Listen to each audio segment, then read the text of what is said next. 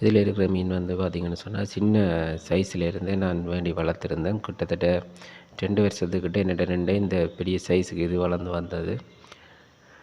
ஒரு நாள் இரவு வீட்டில் நடந்த சிறிய ஒரு தவறு, இந்த மீன் தொட்டிக்கு வர மின்சார இணைப்பை தவறுதலாக துண்டித்து விட்டோம். அதால் ஆக்சிஜன் இல்லாமல் மோட்டார் வேலை செய்யலை. அப்போ அதால் ஆக்சிஜன் இல்லாமல் அந்த பெரிய சைஸ் மீனும் அதோடு இருந்த ஒரு 3 ட்ரையாங்குலர் மீனும் இறந்து போட்டுது. இது என்னென்னு சொன்னால், அந்த வீட்டில் நடக்கிற வளமையான ஒரு விஷயந்தான். அதுக்கு வர அந்த சூச் லைனை தவறுதலாக நிப்பாட்டுறது.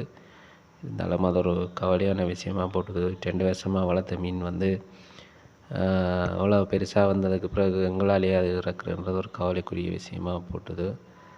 அதை நான் உங்களோட பகிர்ந்து கொள்ளலாம்னு நினைக்கிறேன். யாரேனும் தவறுதலாக இப்படியான விஷயங்களை செய்யாமல் இருக்கிறது நல்லது.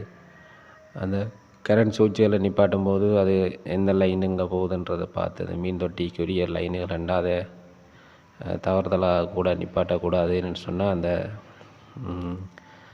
இந்த மாதிரி மீன்களுக்கு வந்து ஆக்சிஜன் மோட்டர் இல்லைன்னு சொன்னால் நீண்ட நேரம் இருக்காது. அது இறந்து போடும், நிச்சயமாக இறந்து போடும்.